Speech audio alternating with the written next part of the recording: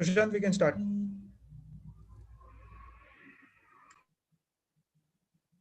So am I live now? Yes, Sushant, we can start. Okay. So thank you so much, Inside IIM, for giving me this platform and an opportunity to share my career journey, what brand management is all about, and what does a category manager do. It is indeed a great pleasure to contribute to the community, and I really hope by the end of this session, I am able to add value to all the viewers who take out the time and watch my video. So the plan for today is that I'm going to talk about my career journey. I'll talk about category management, some key skills to do well as a brand and a category manager. I'll talk about some key laws that I've learned over a period of time in my experience. And then I'll take a couple of questions. First, a little about me. The first thing that you see is a logo, which is of Delhi College of Engineering. And before I talk about reach there, I would want to say that I was not a good student. In fact, in my sixth standard, I failed in 3 subjects. Luckily, I was somehow able to move to the next class without repeating the year.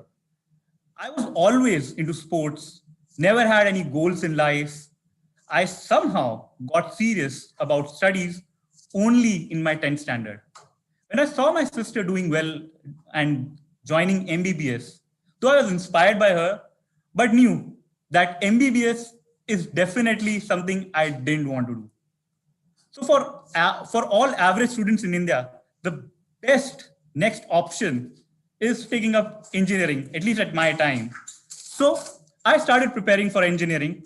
And just to tell you, since I wasn't good in studies, I did not pass in 3 out of the 4 exams in my 11th standard chemistry. But yeah, 12th is something I really focused and prepared, took extra classes. I joined Pi Education, where again, did not understand too much of the IIT preparation that goes in. But then luckily, I was able to crack Delhi College of Engineering. So from 2002 to 2006, I was at DC, where I would say once I got into Delhi College of Engineering and I joined mechanical engineering, there I wanted to do something different and big so that I get noticed and stand out from my peers. So in college, I was involved in designing and fabricating my own vehicle with my team, which we took to USA for a competition, which was a huge project. And besides that, as usual, I was part of my college football, badminton, and cricket team. Why I'm telling you this story? I think for all the students right now, I would specifically say that only academics is not sufficient. It is critical for you to develop yourself and build your overall personality. And playing sports as was critical for me because that is where I learned of how to work in a team, winning in a team. I also learned how to deal with failures, which is an extremely important skill as you develop as a professional. You also need to learn how to get the best from each person in your team. Again, while doing my engineering, after getting couple of ADKTs, which is after trying, keep trying, more commonly known parlance is supplies, I realized that engineering is not my cup of tea. So in my final year, I decided to prepare for MBA. One of the reasons for preparing for MBA was that I saw my father as a role model, and he himself was from IIM Ahmedabad. So I could see his perspective from being from an MBA background. So I wanted to get into some of the top universities in India. Here again, luck favored me, and I joined IIM Lucknow. But to tell you, it was really hard work for me because I would say I spent 15 to 16 hours a day. I used to slog, read 3 to 4 newspapers every day, novels, doing mock tests. I would say I did not leave anything to chance. And here I'll give you a quote by Thomas Jefferson.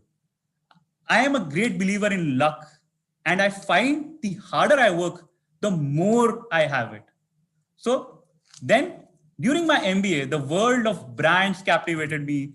That's what I did. I did my MBA in marketing. Here again was great fun. The first year was extremely hard, but somehow I was able to pass without repeating the year. But here again, I participated in a lot of inter-college competitions, marketing strategy conclaves, inter-college sports competition. Then from campus, I went to a wonderful marketing and tech company, which was Motorola. And I joined there as a management trainee. Here, I had a couple of stints of sales based out of Hyderabad. Then I went to Jaipur, had great fun. And a management trainee is really taken care of. We got new laptops. We had a BlackBerry phone of Motorola. We used to travel by flights. I had an amazing Amex card, which was completely paid by the company. So you were like a king in your first role, right? And then what happened was I got laid off. So fresh out of MBA, I got a reality check right at the beginning of my career. So it was a strategic call that the organization, they wanted to curtail their operations all across India. So we all were laid off. And this was during the time of recession in 2008. So then from there, post my Motorola layoff, I wanted to continue in sales. And because I heard it's better to get grassroots level learning and at the beginning of your career. So I joined Tata Teleservices as a deputy sales manager based out of Jalgaon, which is a district in Maharashtra. Here I was handling sales for rural territory. Here I learned the basics of distribution, handling teams. From there, then I moved to Nasik, where after 1 year of sales in the godforsaken place, Jalgaon, then I moved to Nasik. Nasik was a great place. There I launched the Photon Plus, which was a data device. Had a great 1.5 year stint at Tata Teleservices, won a lot of certifications of excellence. From there, then I got a break and I moved to PepsiCo. Again, this was in 2011, and I was based out of Kanpur. And this was, I would say, one of the founding roles for me. Here I was handling the entire Kanpur and Kanpur country locations, handling almost 7 direct reportees and more than 100 indirect reportees who were there. And during these formative years, I had great managers who actually mentored me and I learned a lot of basics. And the best part during this role was from the time that I joined to the time I moved out after 2 years, we almost doubled the sales in our territory. So it was a very satisfying role for me. And I think a sales stint developed me as a professional. And I would say for a fresh management trainee who wants to build his career in sales and marketing, or in fact want to become a brand manager, the foundation why doing a sales is critical right at the beginning of a career is that you work with your customers to improve their business. You learn the importance of market visits. The second is the sales team gives you a perspective of how things really happen on the ground. The third is working in sales means understanding the psychology of what your consumer and what your customer is thinking about. And then finally, which is the most critical, I would say, for a fresh MBA graduate, is that he learns how to manage a team and a team of people who are almost twice the age. So so for me, there were people who were almost more than double my age and they had kids of my age, right? So, and you need to learn how to really work hard and gain respect from them, learning what their motivations are, understanding them, building a team, and how to get the best out of anyone in the team. So I would say it was one of the best leadership experience for me for life. And then I wanted to move to the consumer side of the business. I wanted to set foot into marketing, and there I got an opportunity with Gatorade as a brand manager, and it was a great opportunity. It was a global brand. I learned the execution experience over there, handling the P&L, supply chain, packaging, new product development, consumer research. In fact, during that time, Pepsi was the lead sponsor of IPL, and I was managing the activation for that, was taking care of all the activations, ideas, and doing a lot of development with the players on ground as well. So it was a very enriching experience for me. From there, then I moved to customer marketing for modern trade and on-premise, where I got an experience of learning a completely new trade and learned how to influence and collaborate with cross-functional teams, how to activate brands in these channels. And then I moved to managing Lipton Iced Tea as a brand manager, was taking care of the brand. It was a joint venture with Unilever, so it was another experience which was extremely critical for me. And then I moved to another role where I was taking care of Grofers, Big Bazaar, Tesco as a key account manager. So another very exciting experience. So I had 8.5 years of experience with PepsiCo, and within those years, I did 5 roles. And then from there, now I've moved to Amway. Now I'm the category head for nutrition in Amway, and managing Nutralite brand, which is more than 1,000 crore brand, contributing almost 60% of Amway revenue. And before I talk further, I would say in your career, what is also important is look at what stage of your career you are. And this framework I learned from one of the books that I read, which is CEO Factory. There, what they say is that your career, you should look at the JDI framework, which is judgment, drive, and influence. Judgment is all about, so in the beginning of the career, it is important to build a strong drive to show how proactive you are. That is a critical skill that you build. The second is influence, and the role that I am in, which is a mid senior level role, here a lot of influence and collaboration is required. And then finally, when you go higher at a CXO, CMO level, there is judgment, which is critical, right? So this is something that I have followed in my career so far. So this is my career journey. But actually, the real me is this. So I do love giving guest lectures. I learned how to read books, and in fact, I keep on sharing a lot of book summaries, and that's something which has really made me what I am now. So, and I have a beautiful wife who's a doctor. She's practicing as a psychiatrist. I have a lovely daughter who's 2 years old. And then I play guitar. I enjoy songs. I play a lot of sports. I keep traveling a lot. Not in the COVID times, but yeah, I do a lot of exercise. So this is the real me. Now I'll come to what does a category manager do? To put it very simply, what a category manager does is he handles a team of brand managers, right? But then before I get into what a brand manager does, what is extremely critical to understand is what is a brand. Now, what is a brand is a tricky question as what is marketing. I like to think of brands as trust marks that have a few specific associations for many consumers. A good brand has a few specific associations with many consumers. The sharper the association and the more people who know the association, the stronger the brand is. So you ask any consumer to close his eyes and say what comes to your mind when you hear the word brand Lifebuoy. Chances are they will say soap, red, germ kill, it's rectangular, doctor, strong smelling, right?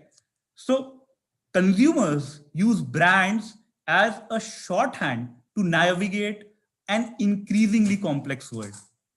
And other things being equal, consumers pay a significant premium for the simplicity in navigation that a good brand can bring. So that's about a brand. But then what does a brand manager do?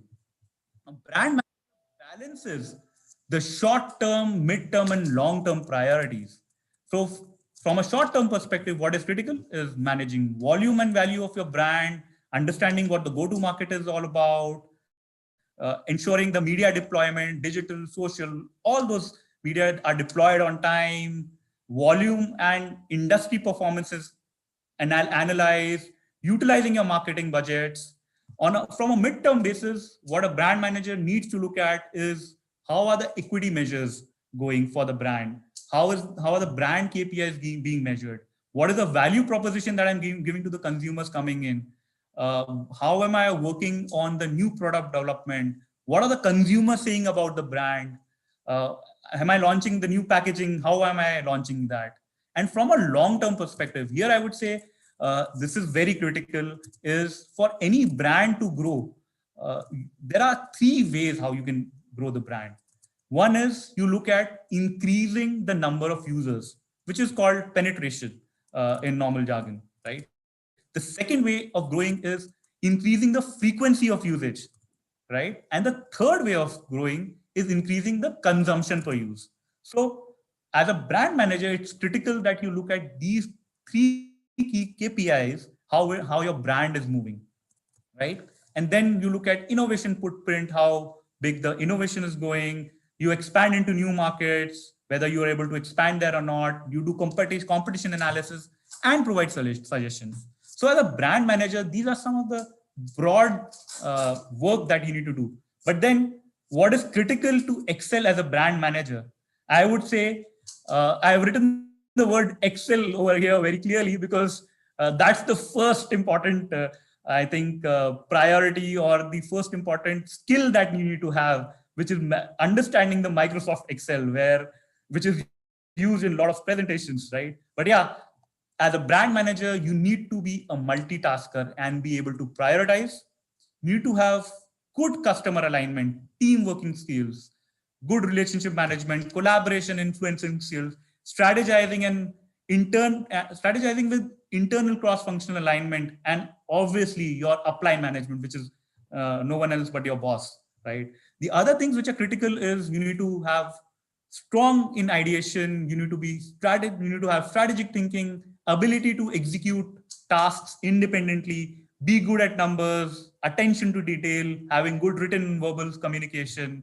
The project management skills are critical. You need to be good and unique in thinking while being innovative and proactive, right? And I've talked about the JDI framework, which is judgment, drive, and influence. So drive for a brand manager is absolutely critical. What does the category manager do? So here I would first talk about what is the difference between a brand and a category. So clearly, Pepsi is a brand, while carbonated soft drink is a category, right? So Pepsi and Mirinda, for example, at a very basic level, provide similar benefits. They quench thirst, and there are similarities in terms of what it does to the consumer. But different brand interact differently with consumers. So Pepsi, which is a more universally accepted brand, is for youth. It is irreverent, right? However, Mirinda has a different brand persona where it would appeal to women, kids, and like that, right? And on very few occasions, you will see a grown-up man ordering a Mirinda. However, buying a thumbs up or a Pepsi might make him feel like macho, right? So clearly, a combination of Pepsi, thumbs up, Dew, Mirinda, all of them put together is what makes a category. And for a category manager, it's all about making choices with limited resources.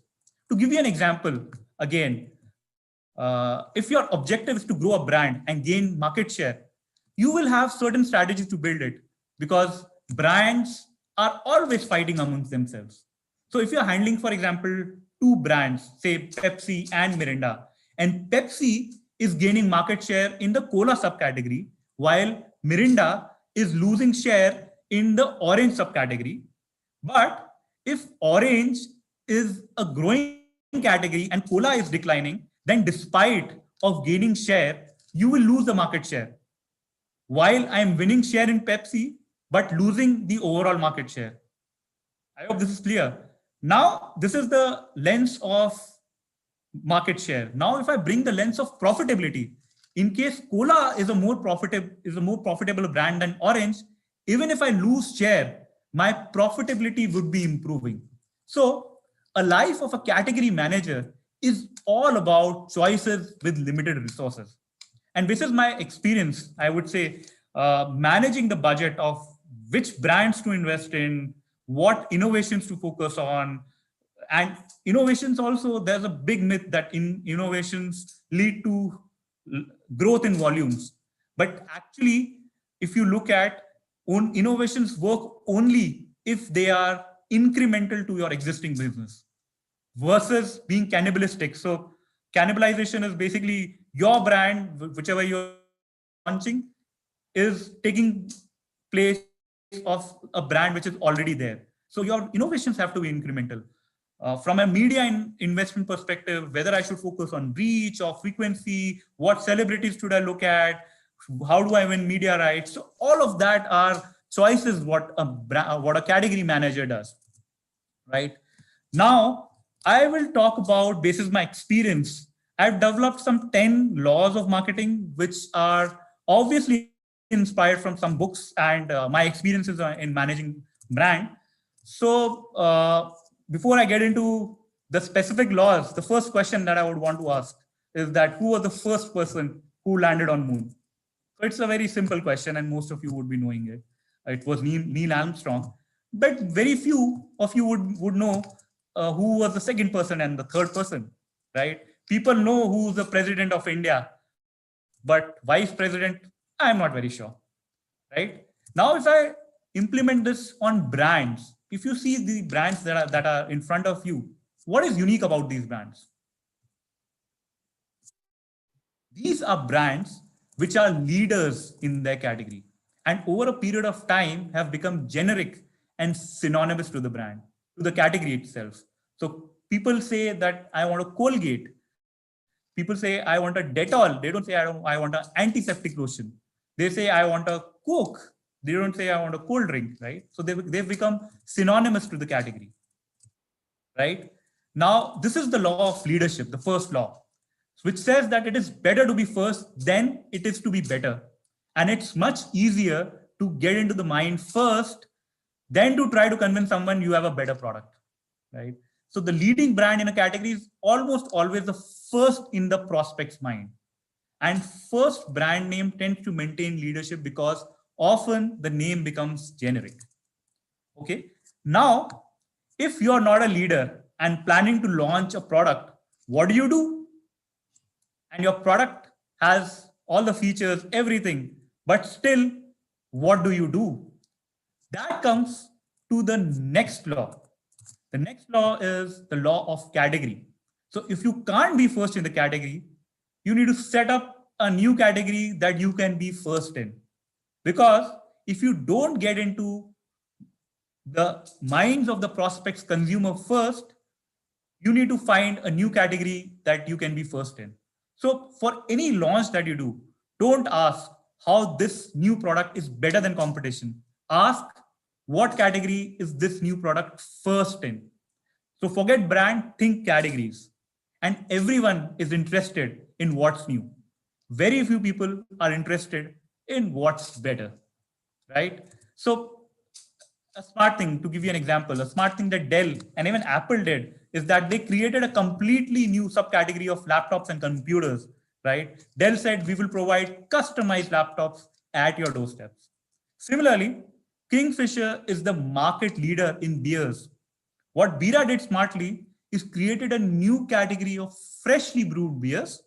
They did not say that my beer is better than Kingfisher. They just created a new subcategory, right?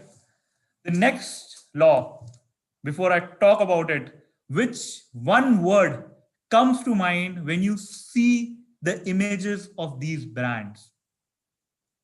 The first word that comes to mind, at least for me, and I'm sure many of you would be resonating with it, when you talk about thumbs up, people talk about thunder. If you talk about Sprite, it talks about clear. Mirinda, Pagalpanti. Volvo, safety. Domino's, 25 minutes delivery. FedEx, overnight delivery. Right? So just one word is what the consumer remembers. So it is one of the most powerful concept in marketing, owning a word in a prospect's mind. And you burn your way into the mind by narrowing the focus to a single word or concept. And obviously, the word has to be available and no one else can have a lock on it. But the most effective word and benefit oriented work is something that really works. And you can't stand for something if you chase after everything, right? That brings me to my next law, which is the law of perception. Now, if you ask, how is Honda in USA different from Honda in China, right? Both are the same product. Both and same product portfolio for the market. However, it is only the perception that differentiates the two in terms of market. So because the perception created in the consumer's mind, people in USA consider Honda cars to be efficient and economical, whereas in China, Honda cars are just not in consideration. They think Honda as a bike, right? So the law of perception says is that marketing is not a battle of product, it's a battle of perceptions. So understand how perceptions are formed in the mind, and build your marketing programs on those perceptions. So battle between brands are not based on quality, styling, horsepower, what price am I giving, right? It's what people think about Honda, Toyota, or Nissan that determines which brand will win. Okay. So the next law is the law of ladder. Now, when you speak to a consumer that I want to buy a soap, a cold drink, a toothpaste, or anything, there is always a ladder of preference that a consumer has in his mind. All products are not perceived as equal. There's a hierarchy in the mind that prospects use to make decisions. The strategy to use depends on which rung of the ladder you occupy. And there's a relationship between market share and your position on the ladder in the prospect's mind. So if I talk about cold drink, probably this is the ladder that I have in mind for cold drinks.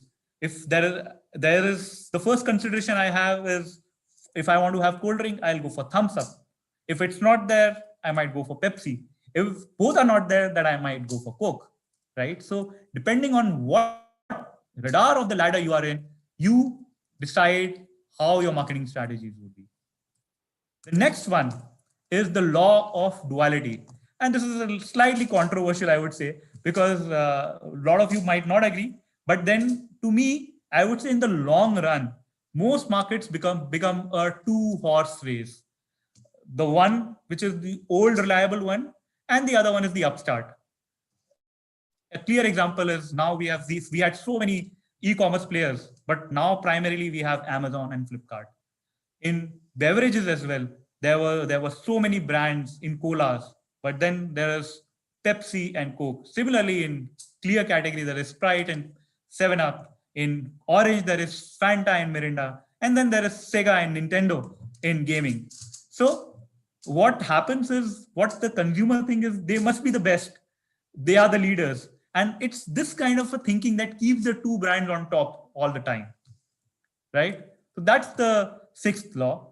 The seventh law is the law of sacrifice. And it is, again, the fact that you have to give up something in order to get something. And the first part of it is the product line. So most companies think that if you sell more, to sell more, you need to have more product lines.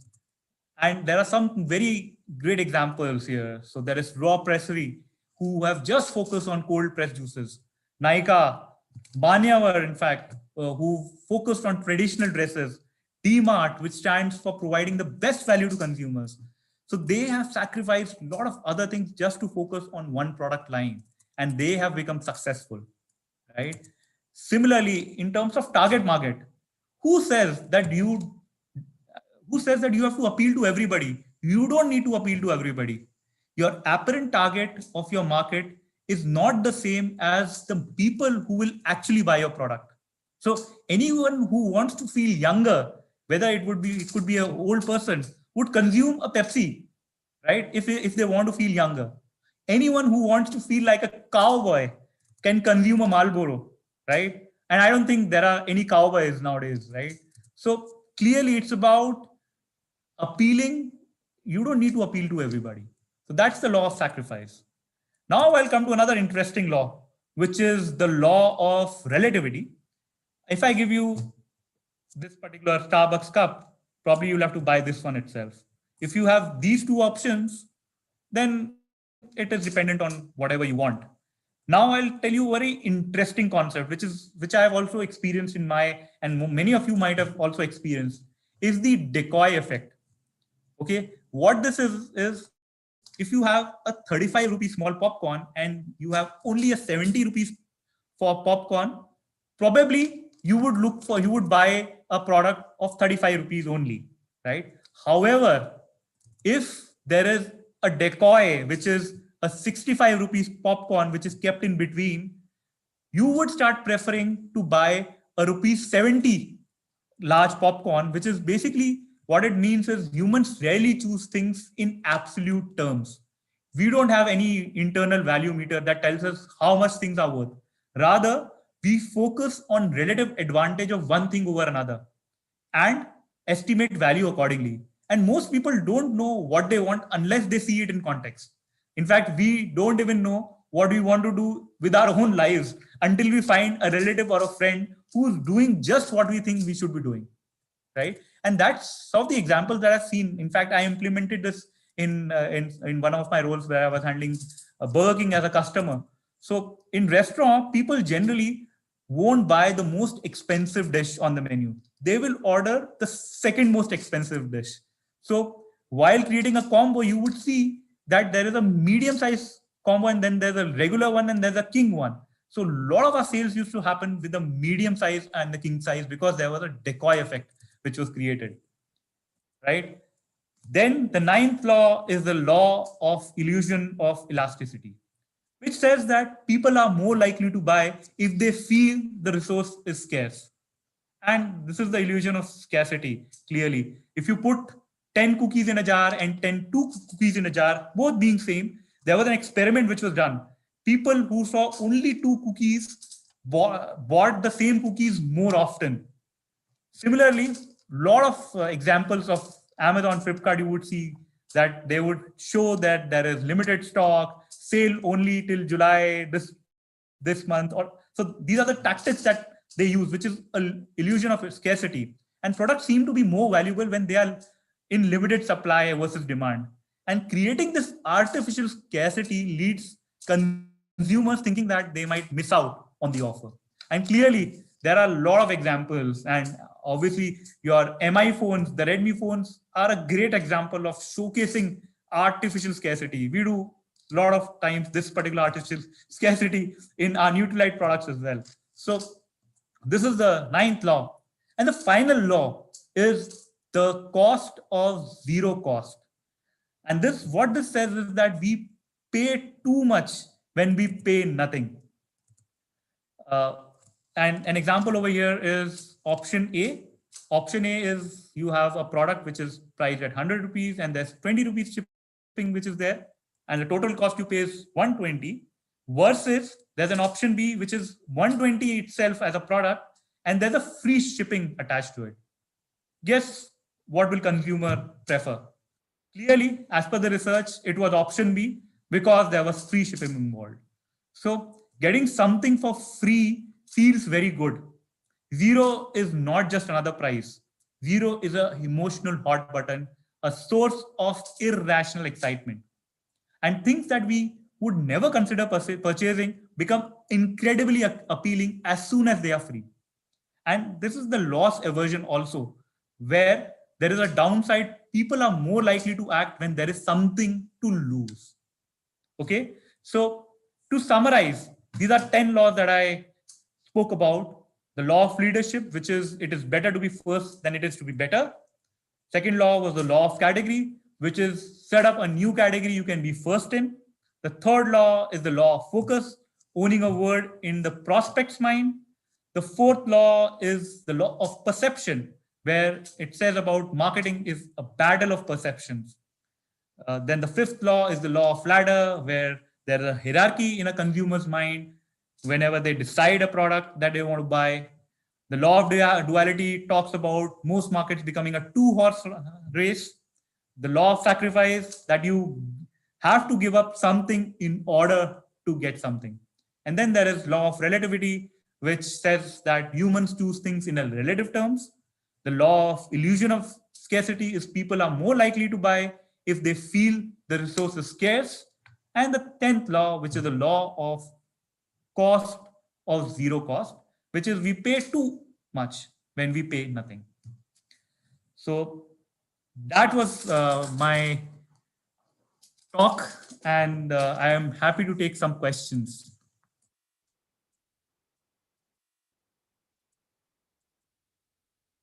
So should I look at the chat window to Yes, see? Sushant. So there's a few questions that we've added in the chat. There's three questions from the Okay, people from the YouTube. okay, I'm just figuring out.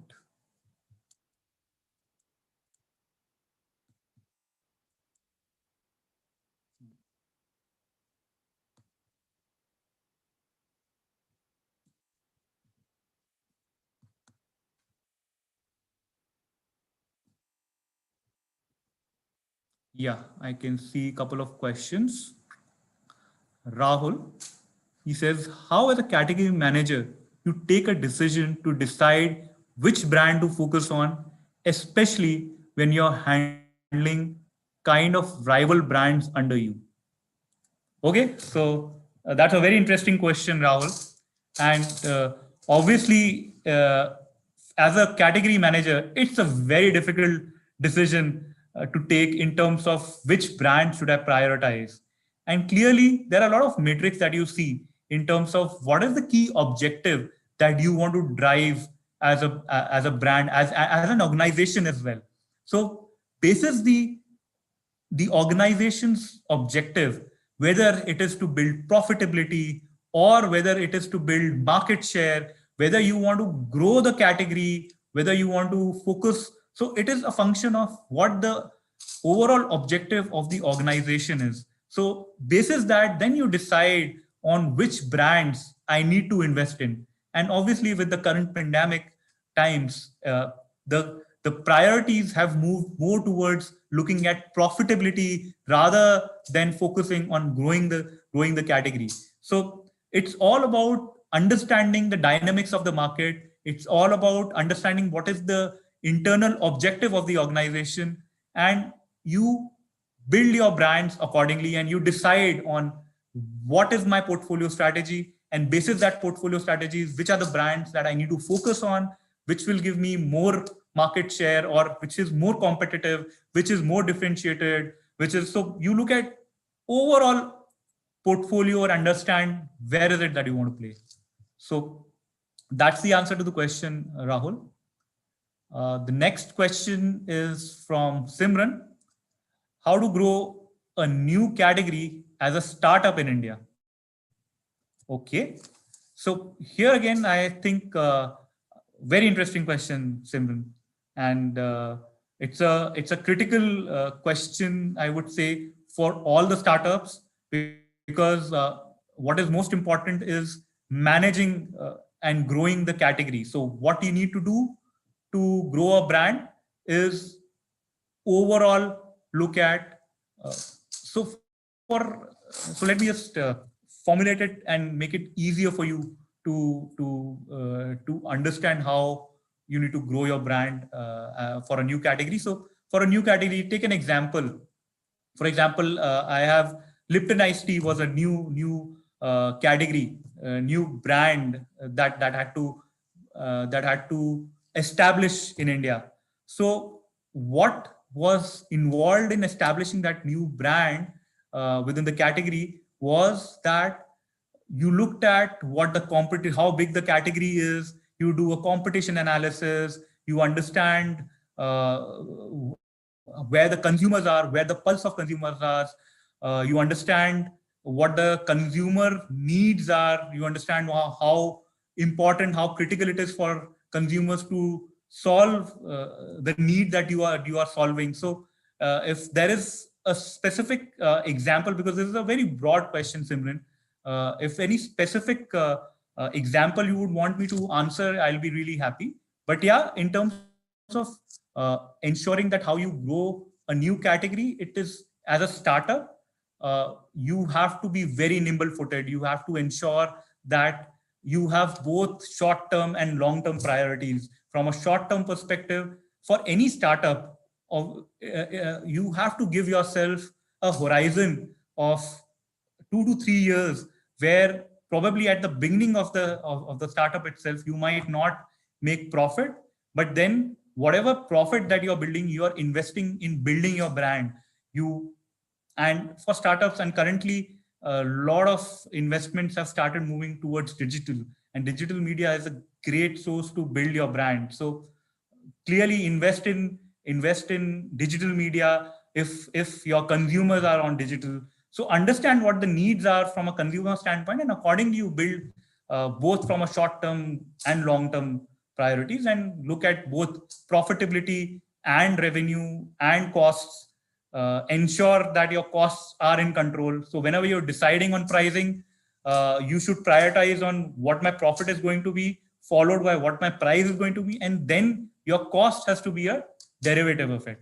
So broadly, this is the answer to your question, Simran.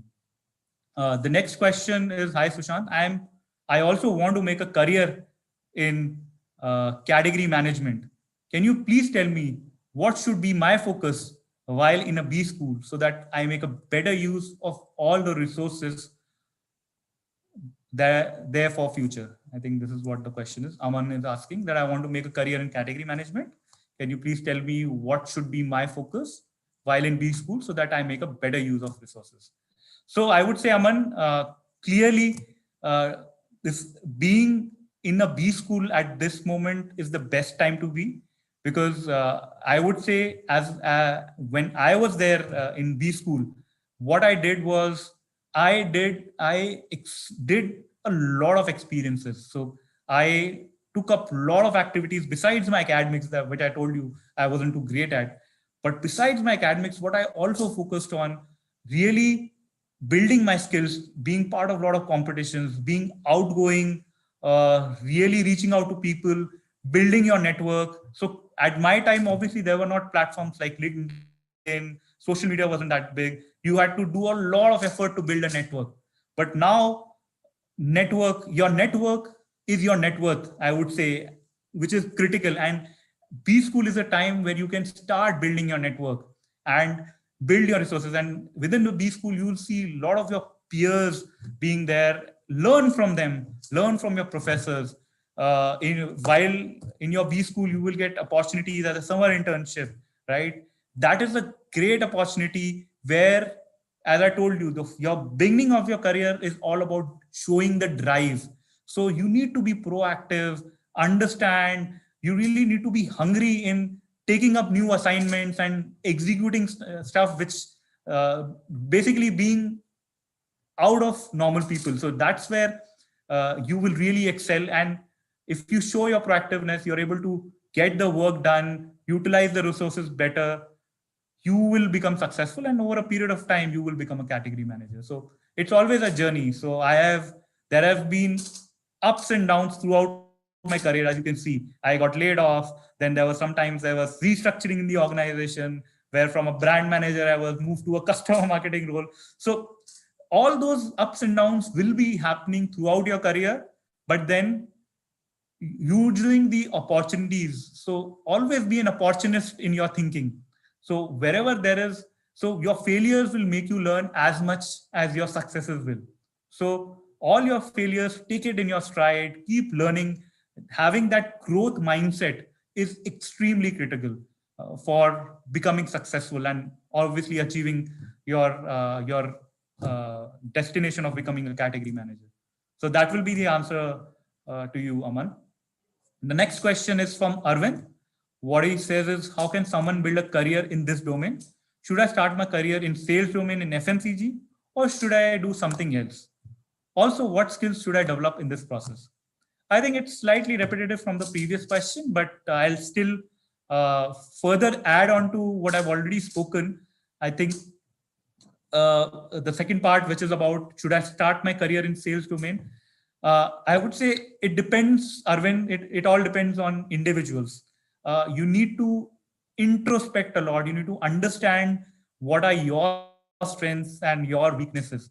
To me, I would say my strength, which I realized over a period of time, was people management. Understanding my skills of working well as a team, being able to influence and collaborate. I could find those were some of my strengths, and for that, that strength did not happen right at the beginning of my career. It only happened when I took all those multiple experiences, and as I told earlier, sales for me, sales domain was one of the most critical experiences, because that's what gave me the experience of managing people who are even elder to you, 10 years, 20 years, 30 years elder to you, how you can influence and collaborate with them, how you can build trust, you can build relationships with them and ensure that the work gets done.